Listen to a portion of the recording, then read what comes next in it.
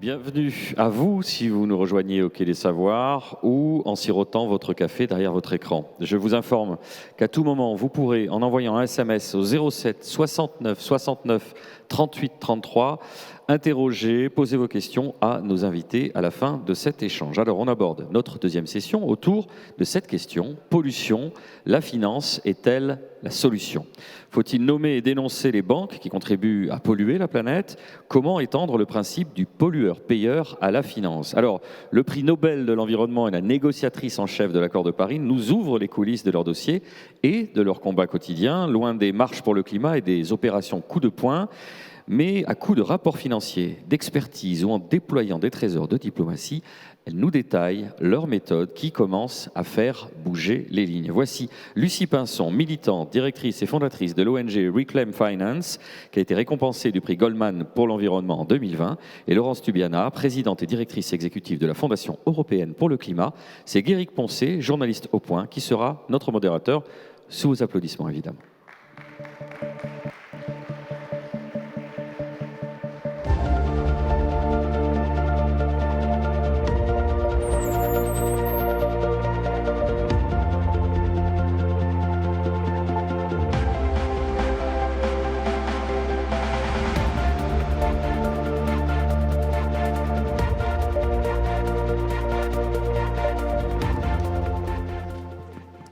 Bonjour à tous, merci beaucoup d'être là ce matin et de ne pas être dans les soldes du week-end du Black Friday. Et grand bien vous en fasse, puisque votre argent ne servira pas à polluer ce matin. Je propose qu'on commence tout de suite par une question à l'échelle du citoyen. Que peut-on faire aujourd'hui, chacun de notre côté, pour éviter que notre argent travaille contre le climat ?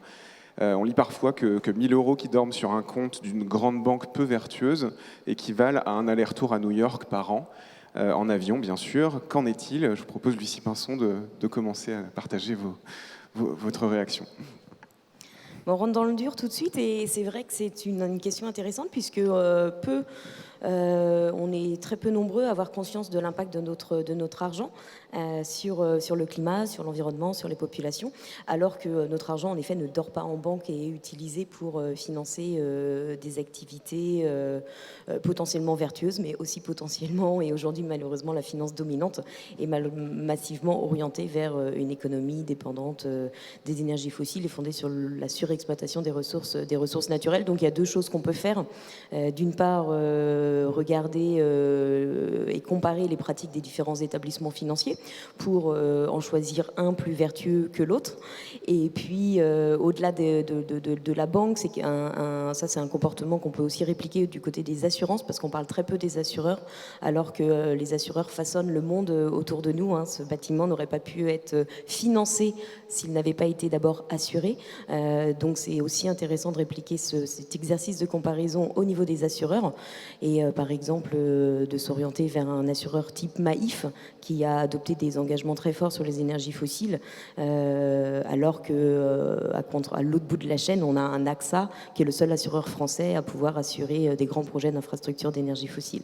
Et puis une fois qu'on a fait cet exercice à l'échelle personnelle, bien entendu, il faut prendre conscience que mettre son argent dans une banque éthique ne suffira pas pour sauver la planète, et qu'il va falloir aussi se mobiliser pour contraindre les grands établissements financiers à changer leurs pratiques et à réorienter leur financement d'activités polluantes vers des activités vertueuses.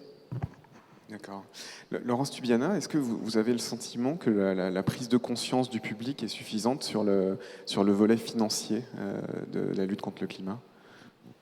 C'est certainement pas par ce bout-là que la plupart des citoyens, ou même d'ailleurs les responsables politiques, ont pris ce sujet-là. Et c'est vrai que c'est d'abord sur les secteurs économiques et puis sur les grands secteurs du bâtiment, des transports et bien sûr de l'énergie. Et le sujet finance est apparu à la COP21 en particulier, mais donc il n'y a pas si longtemps que ça. Et c'est à la COP21 que, notamment, l'idée qu'il fallait demander aux entreprises, aux banques, aux investisseurs de dire ce qu'ils avaient dans leur portefeuille et est-ce que ces participations à des entreprises ou enfin, les différents titres que ces banques détiennent, est-ce qu'elles étaient au fond en risque à cause du risque climatique. Et c'est à ce moment-là que les choses ont changé, à partir d'ailleurs d'un travail très intéressant qui a été fait aux États-Unis sur l'idée d'abord du risque des impacts du changement climatique sur les activités économiques, et il y en a beaucoup, parce que toutes les tempêtes, on le voit, 40 milliards dépensés par les assurances pour, je crois, la moitié de l'année 2021 déjà. Enfin, on n'a pas encore les comptes pour le dernier trimestre. Et donc, c'est à ce moment-là que le sujet est arrivé véritablement dans la négociation sur le climat ou la réflexion sur les politiques climatiques. Et en 6 ans, évidemment, ça a énormément changé.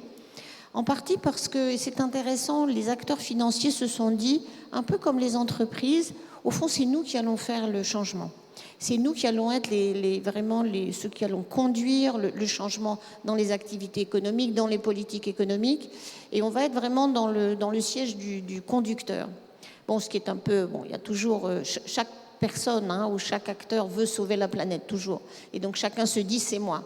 Et du coup, le secteur financier a pris beaucoup d'importance. Et on l'a vu à Glasgow, où probablement la journée sur la finance a été là où il y a eu le plus de participation des entreprises ou des acteurs financiers, avec des énormes chiffres annoncés, 130 000 milliards annoncés, qui étaient susceptibles de financer cette évolution vers l'économie zéro carbone. Donc, c'est relativement récent. Et c'est pour cela qu'aujourd'hui, tout le monde se demande, dans le système public, comment est-ce qu'on va réguler tous ces marchés financiers qui ont, on le sait, déstabilisé de maintes fois l'économie mondiale. On l'a vu en 2008 et 2009. On voit à chaque fois l'impact de cette évolution des marchés financiers. Et là, le fait que ces marchés financiers peuvent peut-être déclarer que telle ou telle activité est promise et risquée, ça peut déstabiliser beaucoup de secteurs économiques. On voit d'ailleurs que le secteur du pétrole et du gaz, du charbon, se fait beaucoup de soucis sur son avenir. Ça a des conséquences sur la valeur de l'action. Donc il y a un rapport maintenant qui se construit entre, au fond, ces acteurs financiers qui ont tous un peu leur logique, la recherche de normes pour encadrer leur conduite, et au fond, les grands régulateurs que sont les États, et en particulier les banques centrales. Donc on en est un peu là, où on se regarde un peu qui va donner qui va donner la norme, dans un moment où, j'aimerais conclure là-dessus, ces acteurs financiers disent qu'ils font vraiment le bien, qu'ils vont faire le changement, et qu'en même temps, il y a énormément de déclarations qui ne sont pas suivies des faits. La finance verte, et Lucie le dira encore mieux que moi, c'est encore un tout petit pourcentage de la finance mondiale. Alors justement, la finance verte, c'est un terme qu'on entend beaucoup. Est-ce que vous avez le sentiment qu'il y a beaucoup de greenwashing là derrière, de fausses promesses, ou est-ce que parfois il y a des bonnes surprises réelles ? Alors en effet, pour rebondir sur ce que disait Laurence, la finance dite verte, donc les encours qui sont commercialisés comme étant verts, durables, voilà, selon le qualificatif, ça représente 2% des encours totaux. Donc c'est toujours une toute petite goutte d'eau. Et derrière ce terme-là, il y a bien l'idée que la finance sans ce qualificatif vert est une finance orientée vers les énergies fossiles, ou en tout cas vers des activités polluantes. Et peut-être pour voilà, donner quelques chiffres quand même pour concrétiser de quoi on parle exactement. Puisque à Glasgow, il y a eu beaucoup d'annonces, il y a eu ces 450 acteurs financiers qui s'engagent pour le climat, pour l'atteinte de la neutralité carbone à l'horizon 2050, et on y reviendra sur ce que ça implique. Ça, c'est un phénomène international, mais qui a débuté en effet au niveau du secteur financier français dès la COP 21 en 2015. Dès 2015, les banques françaises se sont engagées à aligner leur activité avec les objectifs de l'accord de Paris, et ont commencé à prendre des mesures notamment sur le charbon. Mais que sur le charbon. Et in fine, si on regarde ce qui s'est passé entre 2015 et l'engagement des banques françaises et aujourd'hui, on voit qu'elles n'ont cessé pour les 4 grosses banques. Donc je parle de BNP, je parle de Crédit Agricole, je parle de Société Générale et je parle de Natixis, la banque d'investissement et de financement du groupe Banque Populaire Caisse d'Épargne. Ces 4 banques-là n'ont cessé d'augmenter leur financement aux énergies fossiles entre 2016 et 2020, avec une hausse de 19% par an, qui fait qu'elles ont presque doublé leur financement aux énergies fossiles depuis qu'elles ont pris un engagement pour le climat. Ça veut dire que plus on parle climat, et plus finalement on continue d'aggraver la situation, puisque dans ces financements-là, il y a une large partie, quasiment la majorité, qui va à des entreprises qui, loin d'être en transition, aujourd'hui continuent de développer des nouveaux projets d'énergie fossile qui sont strictement incompatibles avec le budget carbone qu'il nous reste si nous souhaitons limiter le réchauffement à 1,5 degré. Donc ça, c'est pour poser l'état des lieux. Et donc la deuxième question maintenant derrière le qualificatif finance verte, c'est si on doit ajouter cet adjectif à une finance qui essentiellement finance le monde tel qu'il est à l'heure actuelle, donc on est sur un statu quo qui est naturellement orienté vers du financement d'activités polluantes, quelle est la solution? Est-ce qu'on laisse les acteurs financiers s'autoréguler? Et on l'a vu ces 5 dernières années, malheureusement, c'est bien trop lent.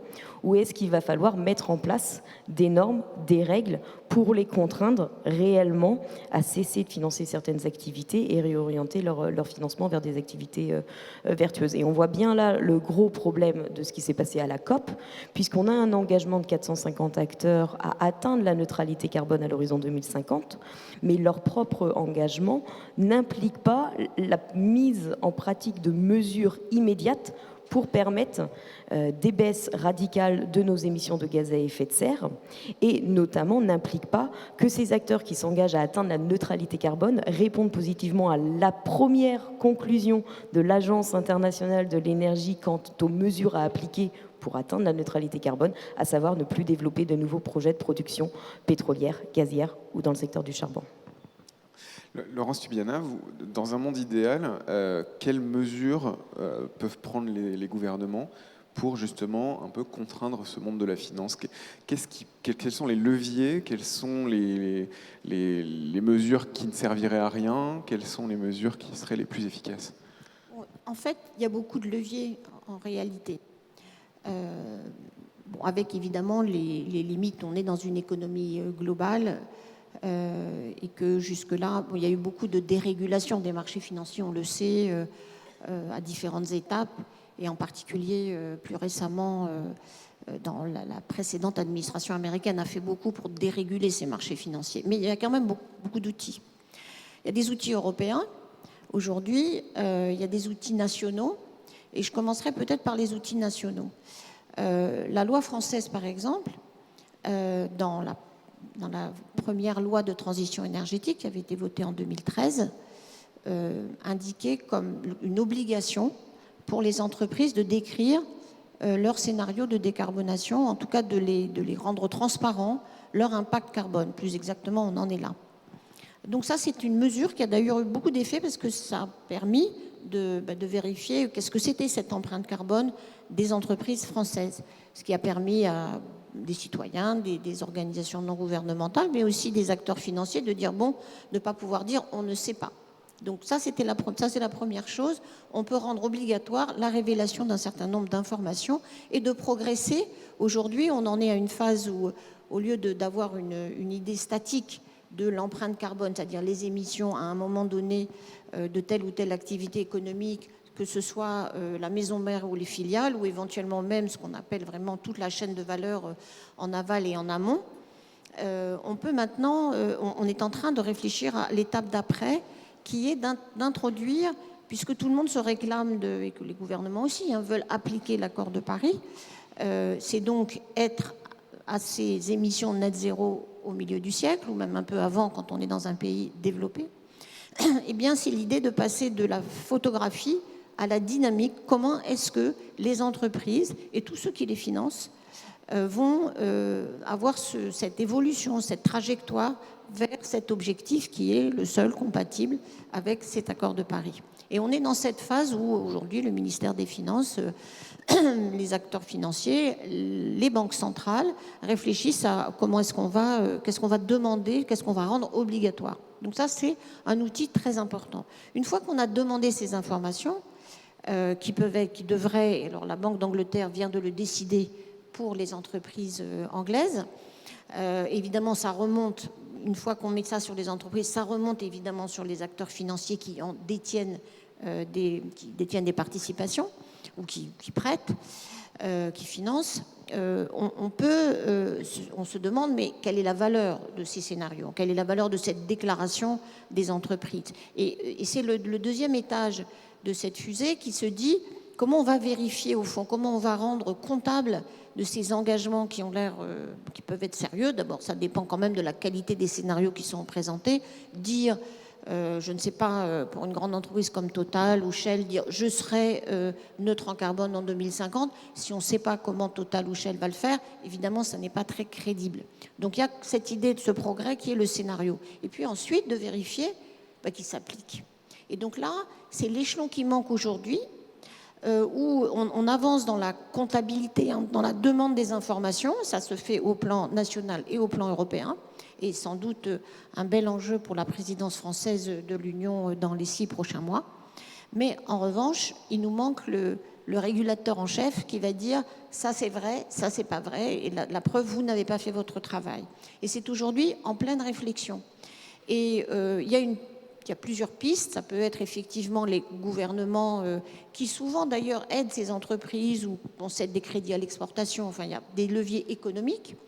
Il y a aussi éventuellement des sanctions lorsqu'on a prêté ou donné des aides, par exemple, dans le cadre du plan de relance français à des entreprises en échange de ces scénarios. Donc, c'est une des façons de faire, donc le bâton.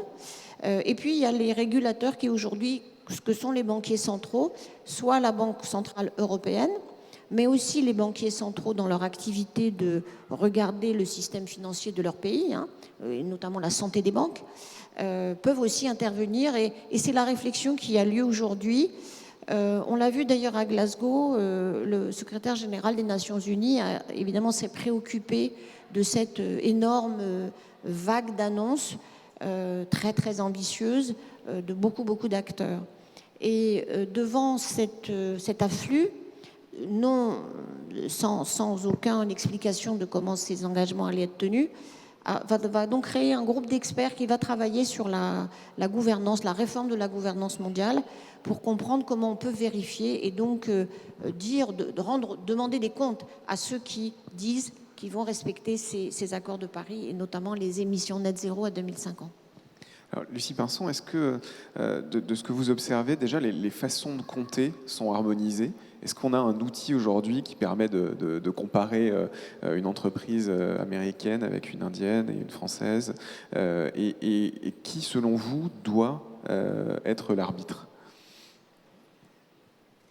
Alors ça, c'est une question qui clairement dépasse un peu mes compétences, puisque je travaille essentiellement sur la finance. Mais ça recoupe une grosse problématique qui est très liée au premier point mentionné par Laurence, qui est celui du reporting climat, puisque pour avoir un alignement de la finance avec une certaine trajectoire, encore faut-il savoir ce que une banque, un assureur, un investisseur a en portefeuille. Donc pour cela, il va falloir demander aux entreprises, en effet, de publier des informations là-dessus. Et quand bien même ce travail il va être ultra important, malheureusement, il va prendre énormément de temps.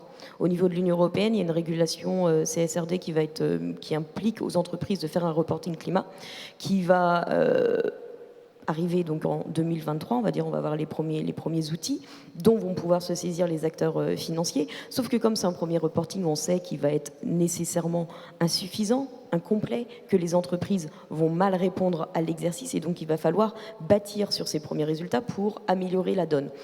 Maintenant, comme on est dans un contexte d'urgence climatique, tout l'enjeu est de travailler à ces méthodologies générales d'alignement des portefeuilles de financement sur un objectif 1,5 degré, de travailler à la boîte à outils, au reporting et à développer plus de données, tout en répondant à l'urgence à partir des données qui sont existantes. Et là, on voit bien qu'on a des acteurs qui se disent engagés en matière climatique, mais qui ont toujours un problème à mettre en place les mesures dont on a pourtant tous connaissance. Encore une fois, pour revenir à la question fondamentale des énergies fossiles qui représentent la majorité des émissions dans le monde, on a des acteurs comme BNP Paribas qui très vite a reconnu que les scénarios climatiques qui sont indispensables pour nous guider dans l'action étaient insuffisants.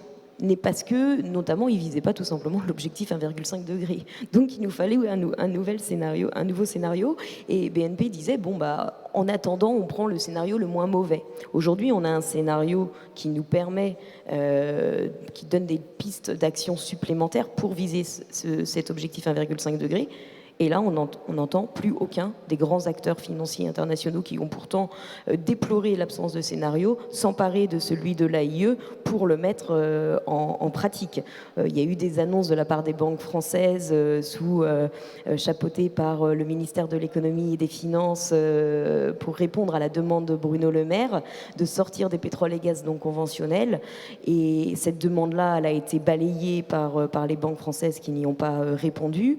Et les seules annonces qui ont été prises en amont de la COP leur permettent toujours de soutenir plus de 70% des nouveaux projets pétroliers et gaziers.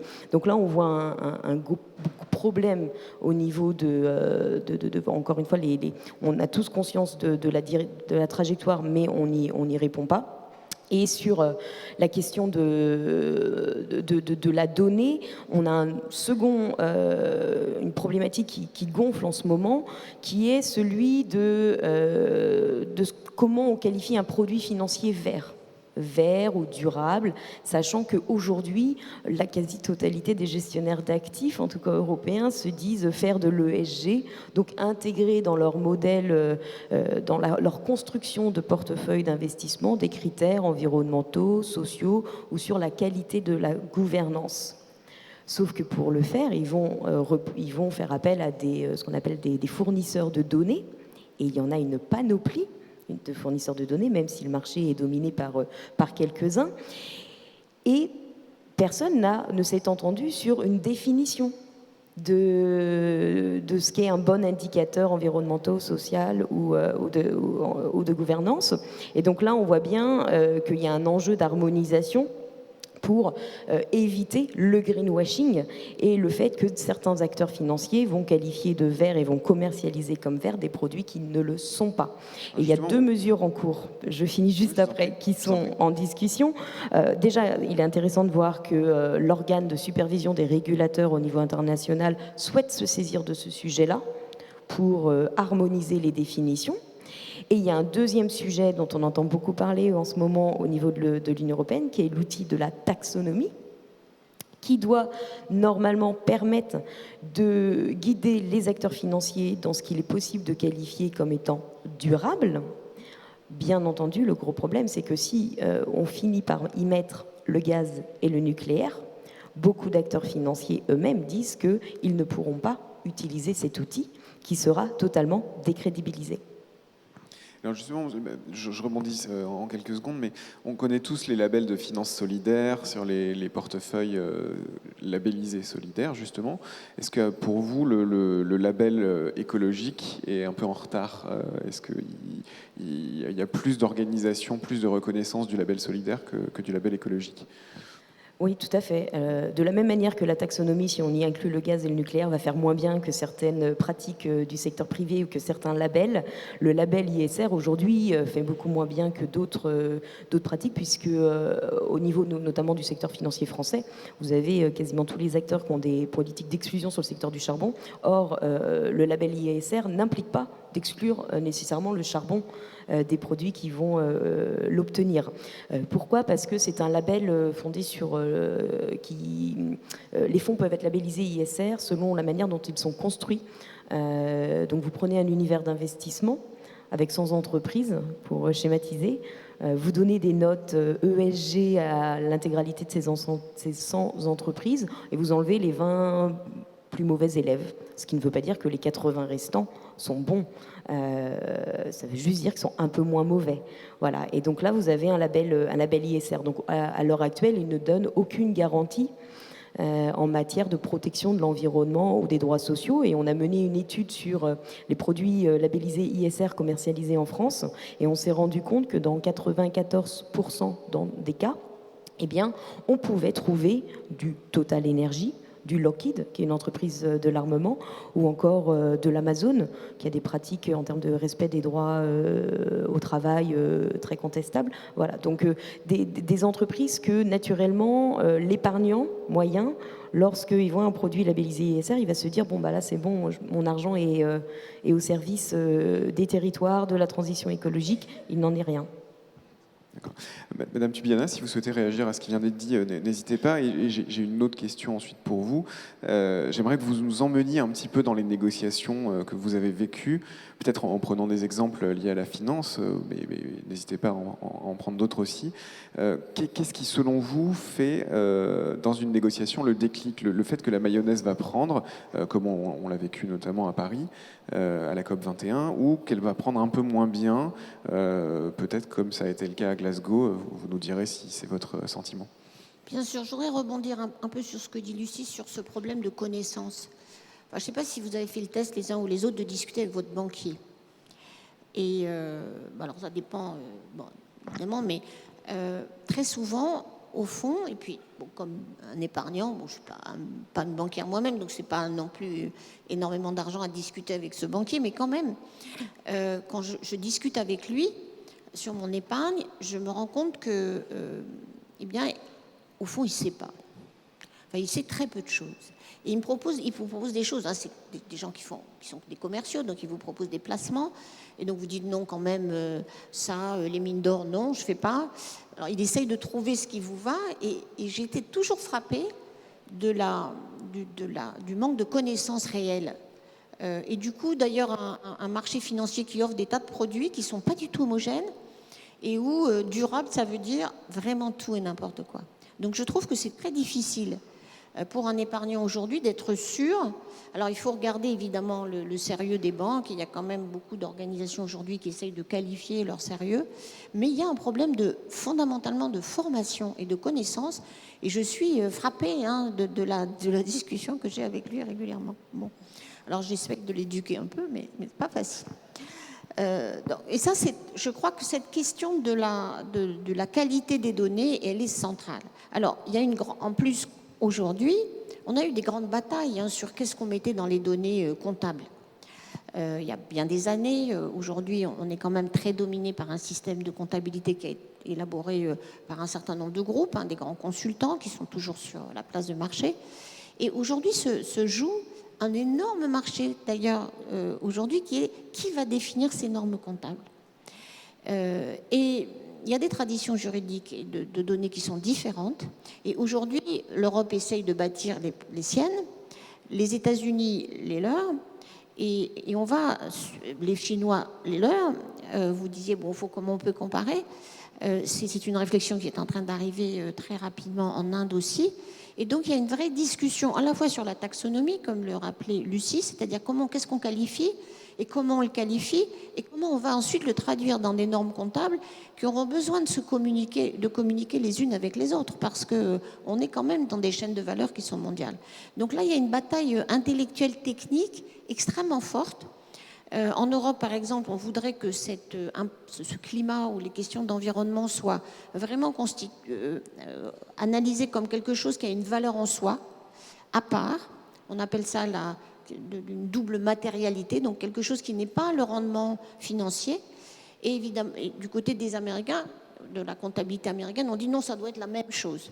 Et donc on met au même plan, au fond, si on veut, le retour sur investissement comme sur l'impact environnemental. Donc il y a une vraie bataille horriblement obscure, mais très importante pour la suite. Alors, sur les COP, c'est des moments évidemment, d'abord ça dépend ce qu'il y a à négocier. À Paris, on avait un énorme travail qui était de réussir, après presque 10 ans d'échecs, plus de 10 ans d'échecs en fait, à réussir à avoir dans un accord global tous les pays pour réduire leurs émissions de gaz à effet de serre, ce qu'on n'était jamais arrivé avant. Donc les efforts déployés pour ça qui ont été considérables du côté français et aussi le besoin fondamental quand même de répondre à cette menace climatique a joué certainement dans le succès de Paris qui a ses défauts. C'est pas un papier et un texte qui vont faire les réductions des émissions en soi-même. Bien sûr, c'est l'action, la manière dont on va mettre en œuvre cet accord.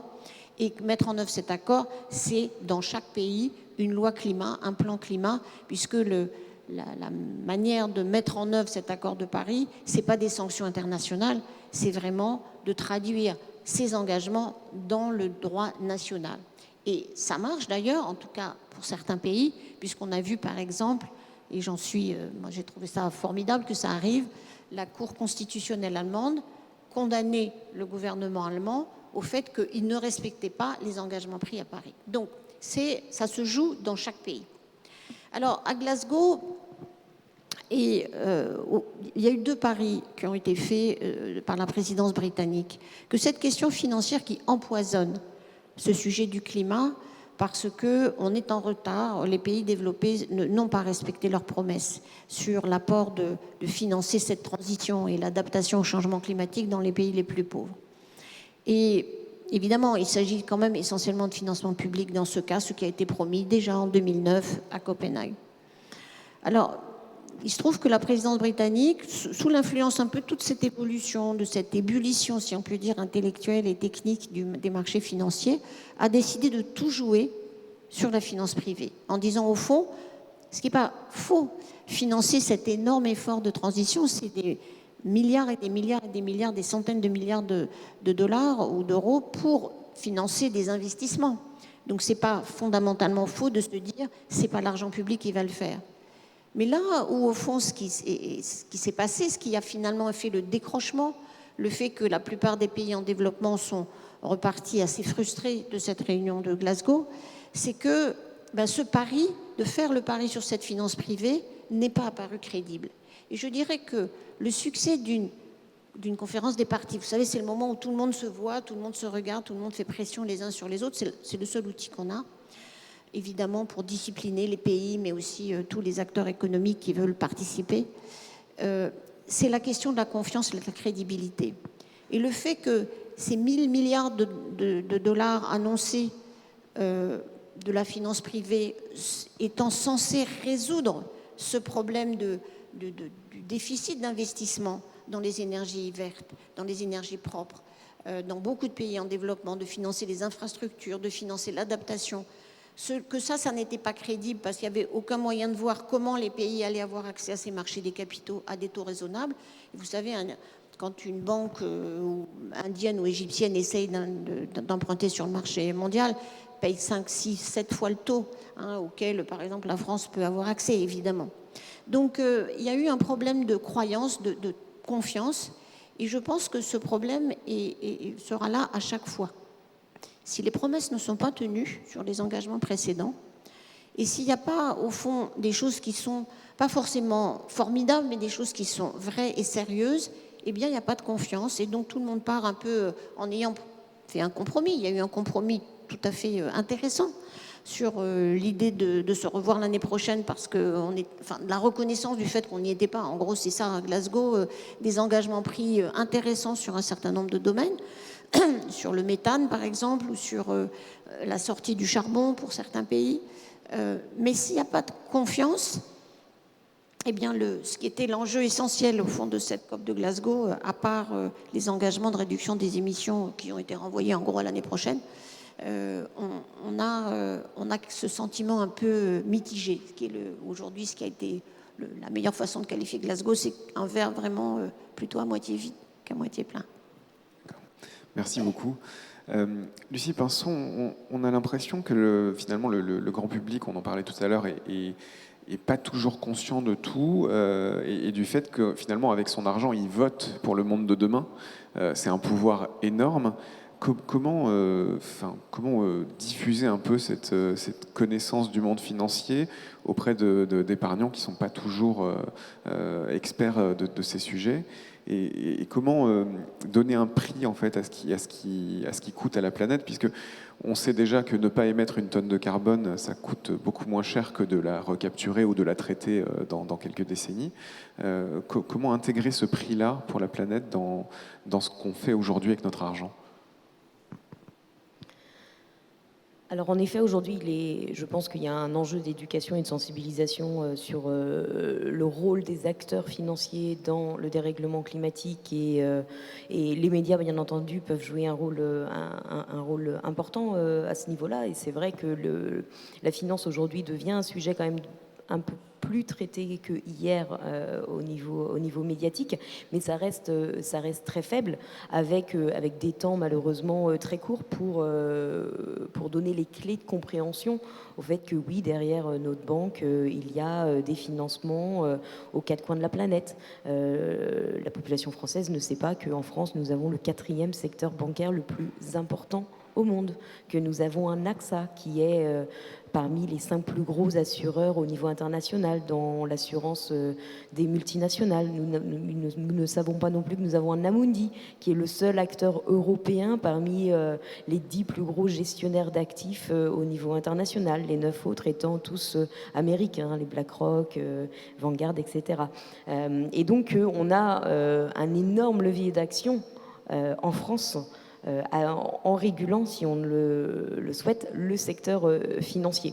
Et c'est vrai que tant qu'on ne fait pas cet exercice-là de sensibilisation, malheureusement, ça va être assez difficile pour tout un chacun de s'emparer du sujet, tout simplement parce que c'est beaucoup moins palpable que l'impact d'un projet agricole, des autoroutes, des aéroports qu'on voit directement. Est-ce qu'il faut imaginer une étiquette A, B, C, D, E, F, comme on peut connaître sur d'autres choses, puisque comme disait Coluche, il suffirait que les gens n'en achètent pas pour que ça ne se vende plus.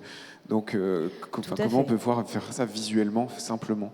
Alors en effet, il y a plein d'outils possibles qui avaient été envisagés fin des années 2000, portés notamment par les Amis de la Terre, et il s'agissait d'étiqueter les produits financiers de la même manière qu'on étiquette notre électroménager selon leur performance énergétique. Et ben, il serait possible d'étiqueter les produits financiers avec une petite étiquette très facile du rouge au vert, donc très facile à comprendre. Rouge c'est mal, vert c'est bien, mais ça implique une ambition politique, surtout une volonté politique de le faire. Il faut quand même rappeler que tous les ans il y a des députés à l'Assemblée nationale qui se battent pour qu'il y ait des règles qui imposent plus de transparence et plus de verdissement des produits d'épargne commercialisés en France dans le cadre du projet de loi des finances, et que tous les ans, ces amendements sont rejetés par la majorité en place. Donc ça demande quand même une ambition politique. Et une fois qu'on l'aura, malheureusement, on en revient toujours au même sujet qui est comment on définit le vert. Et donc ce fameux problème de la taxonomie qui, en effet, si elle est décrédibilisée, c'est pas juste un texte et 2 ans de travail qui sont perdus. C'est l'intégralité du château de cartes de la stratégie finance durable de l'Union européenne qui perd de sa valeur. Et aujourd'hui, il faut se rendre compte quand même de ce que certains gouvernements, a priori le gouvernement français, avec des gouvernements d'Europe de l'Est, sont en train de pousser au niveau de l'Union européenne. C'est extrêmement dangereux. Aujourd'hui, nous qualifions de vert, par exemple, une énergie telle que le gaz, qui est elle-même qualifiée de non verte par la Russie. La Russie s'est dotée d'une taxonomie qui n'accepte pas le gaz dans sa taxonomie. Et donc là, on est en train de mettre en place quelque chose qui est moins bien que les pratiques du marché et moins bien que ce qui est pratiqué à l'échelle internationale, quitte à perdre aussi notre capacité, et on en revient aussi au COP, à saper la capacité de l'Union européenne à être un acteur crédible sur ces sujets-là, qui encourage l'adoption de mesures de décarbonation par les autres pays. Il est certain que si une des régions les plus responsables historiquement du dérèglement climatique ne fait pas sa part et n'est pas en train de mettre en place des règles rigoureuses et ambitieuses, eh bien, il n'y a rien à attendre des autres pays. Oui, il faut quand même se dire que c'est l'Europe qui a joué un rôle de maintien du cap sur la lutte contre le changement climatique. C'est la région qui a les plans les plus précis. C'est l'Europe qui a toujours remis le sujet sur la table quand les autres grandes puissances ne voulaient pas. Donc c'est le leadership européen, il est central, même si maintenant on n'est plus que moins de 10% des émissions mondiales. C'est très important parce qu'il faut que quelqu'un tienne le cap, parce qu'il y a des conflits géopolitiques, parce qu'il y a des crises évidemment et des changements. Depuis maintenant 1992, c'est l'Europe qui tient le cap. Et donc, faillir à cette réputation et en fait a des conséquences tout à fait importantes. Et c'est pas juste un détail. Et il faut arriver à faire comprendre que c'est pas un détail et que bien sûr il y a des intérêts à très court terme, mais qu'on peut financer du nucléaire sans la taxonomie, ça n'empêche pas. Enfin, le gouvernement français, en tout cas le gouvernement actuel, a vraiment des plans d'investissement importants. Ça n'empêche pas de le faire. La taxonomie, c'est un instrument volontaire pour donner des indications aux investisseurs. Donc il y a une confusion des rôles, me semble-t-il, mais il faut absolument garder cette notion de leadership climatique européen. D'abord, c'est le seul domaine dans lequel l'Europe a vraiment fait figure d'exemple. Il y a beaucoup d'autres domaines dans lesquels on n'est pas forcément mieux que les autres. Mais dans ce domaine-là, c'est incontestable. Et donc, je trouve que cette discussion-là est très importante et que ça doit faire partie des débats. Alors, j'espère que la conclusion sur cette taxonomie ne sera pas négative, puisque ce n'est pas encore bouclé. Alors, je voulais parler aussi des fuites internationales qui peut y avoir, notamment dans la gestion des crédits carbone. Et la finance est parfois un outil pour gérer ces fuites.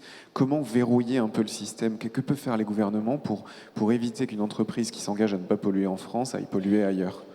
Alors, il y a plusieurs mécanismes. Il y a deux choses dans ce que vous évoquez qui sont importantes. D'une part, effectivement, la délocalisation des entreprises, ce qui est intervenu, pas forcément pour des raisons de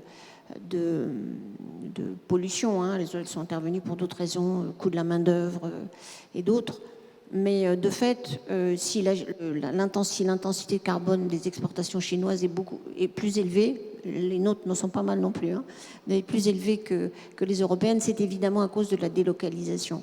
Alors aujourd'hui, lorsque on voit un prix sur le marché du carbone européen qui s'est beaucoup élevé, hein, on est aujourd'hui à 75 € la tonne de carbone, on a démarré aux alentours de 5 ou 10 € à l'époque, quand le marché a été créé en 2005.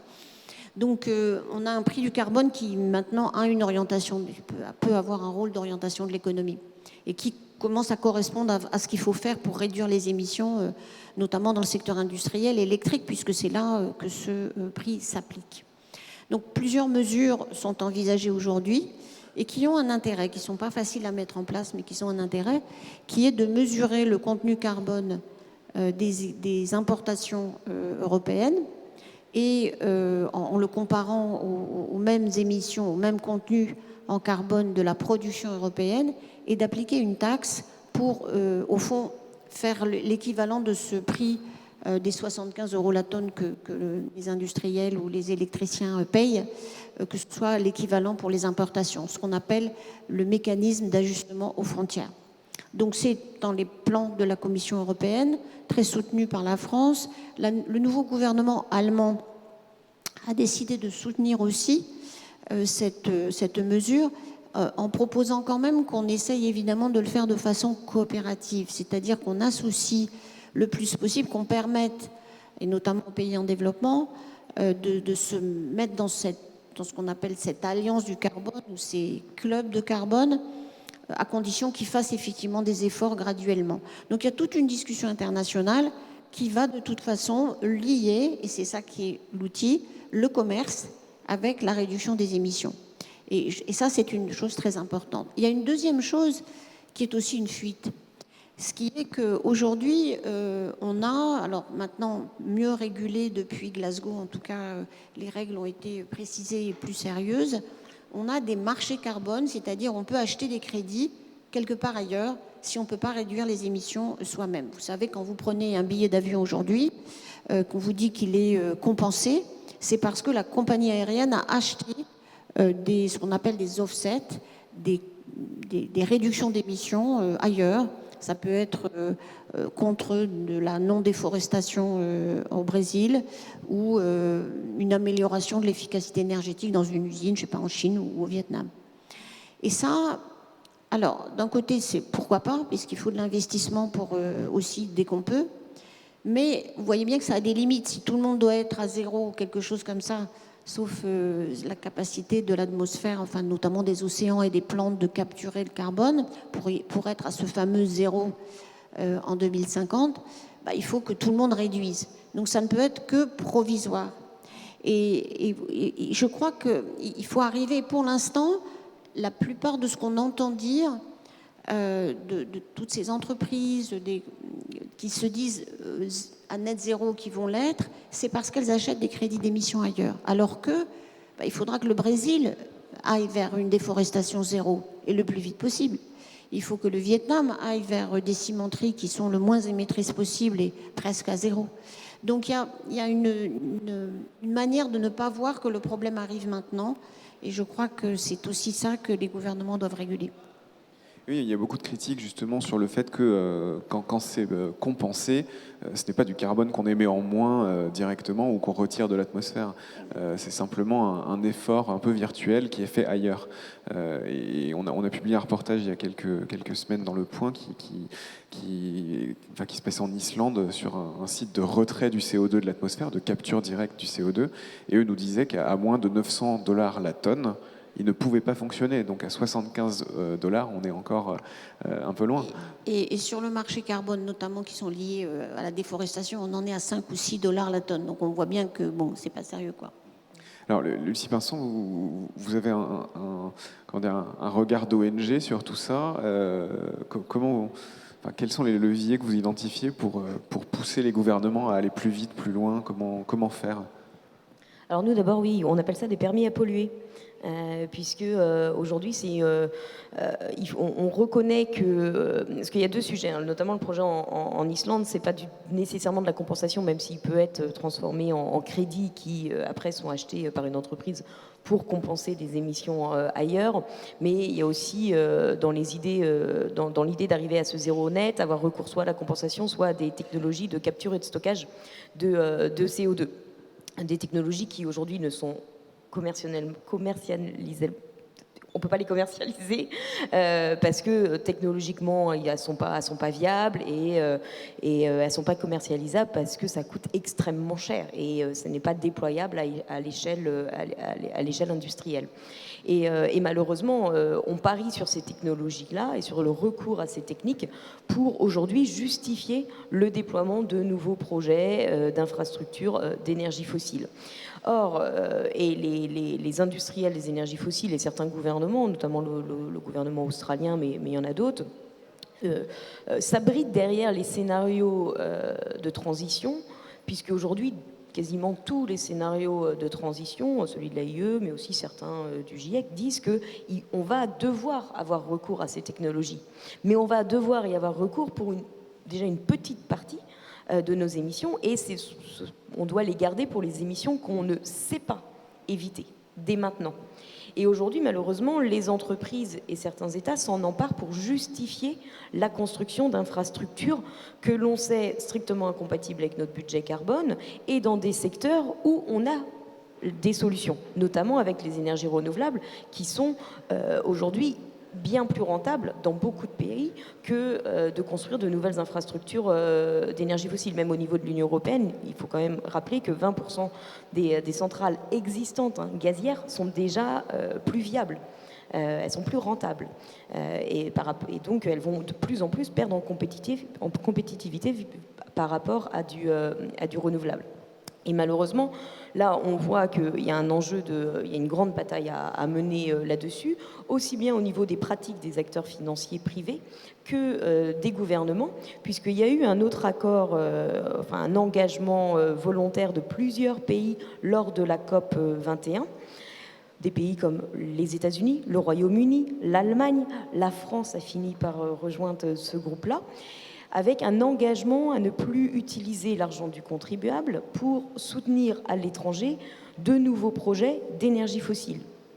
Alors, il faut rappeler quand même que les subventions aux énergies fossiles, c'est un sujet martelé par les grandes puissances depuis 2009. Depuis le G20 de 2009, les États s'engagent à ne plus subventionner les énergies fossiles. Et que il y a de l'eau qui a coulé et que malheureusement, ces subventions, elles perdurent. Et là, il y a eu un engagement à la COP d'États à ne plus soutenir ces projets-là, sauf s'ils sont équipés de technologies de capture et de stockage de CO2. Et là, on voit bien le risque parce que, d'une part, déjà, les pouvoirs publics donc, ne montrent pas l'exemple. Et d'autre part, on voit le risque de déployer énormément d'infrastructures d'énergie fossile sur la seule promesse que demain, il pourrait être équipé d'un processus de capture et de stockage du CO2. Or, aujourd'hui, on a énormément d'exemples qui montrent que les projets ne délivrent pas sur cette promesse-là et on autorise du coup des projets qui vont faire juste émettre et grappiller dans le budget carbone et donc nous forcer demain à non plus aller chercher une neutralité carbone à l'horizon 2050, mais peut-être à l'horizon 2045, puis 2040, puisqu'on ne respecte pas les scénarios qu'on s'est donnés. Alors, je donne la parole à Boris tout de suite pour passer aux questions. Merci beaucoup. Oui. On voit que le temps nous est compté. Ouais. C'est toujours pareil, on fait des promesses, on donne un numéro pour poser les questions et on n'a jamais le temps de les traiter. Il y en a une au moins, enfin il y en a plusieurs, mais on a sélectionné celle-ci. Name and shame, disent les Américains. Est-ce que vous pourriez nous conclure en nous redonnant ou nous donnant une liste de mauvais élèves, histoire qu'on sache où investir ou pas? C'est-à-dire... Et peut-être en profiter pour donner quelques bons élèves aussi. Peut-être on peut faire l'inverse déjà, plutôt donner les bons élèves. Lucie, peut-être? C'est extrêmement rapide. Globalement, les 4 plus grosses banques françaises, il vaut mieux éviter. Il vaut mieux s'orienter vers le Crédit Coopératif, vers Helios, vers la Banque Postale qui a fait une grosse annonce sur l'arrêt de ses financements aux énergies fossiles dernièrement. Et pour les assureurs, s'orienter vers la Maïf ou la Massif, c'est voilà, deux très bons choix. Et éviter AXA notamment, qui a pris un engagement dernièrement qui ne lui fait arrêter que 30% des nouveaux projets d'énergie fossile. Mais au-delà de ça, il va falloir quand même aussi s'engager et soutenir des mouvements qui mettent la pression sur les grands établissements financiers, puisque quand bien même nous ne leur confierons pas notre argent, leurs activités nous impactent inéluctablement. Alors une question qui est un petit peu corrélée, est-ce que mon LDD, mon livret de développement durable, est-il vraiment durable? Comment est-ce que je peux le savoir? Alors le LDD a un très mauvais qualificatif, puisqu'il ne soutient pas la Nous qui voulions terminer sur une note d'espoir... Donc c'est pas bon Non, le LDD c'est pas bon donc. Non, ce n'est pas, enfin, on va dire c'est peut-être un des moins mauvais produits d'épargne, mais non, il vaut mieux orienter son épargne sur aller à la nef. La nef est un très bon choix pour les produits d'épargne, en ayant toujours l'idée qu'il ne faut pas forcément mettre tous ses œufs dans le même panier. Donc, quand bien même vous auriez un compte courant chez la BNP et vous ne pouvez pas partir parce que vous avez un crédit immobilier que personne ne veut racheter, il est toujours possible de prendre son épargne et de la mettre à la nef, ou encore de jouer à l'investisseur et d'investir dans des projets qui ont du sens. Donc de confier son argent à Terre de Liens, qui va lutter contre l'artificialisation des sols, ou encore à Énergie Partagée, qui va soutenir le déploiement de projets d'énergie renouvelable citoyenne en France. Voilà, il y a plein de solutions qui existent et ça va être comme les grands investisseurs, l'idée va être de diversifier. Merci beaucoup, on peut vous applaudir. Merci. Merci à nos invités. On se retrouve quant à nous dans quelques instants pour notre session Algorithmes, les nouveaux maîtres de nos cerveaux.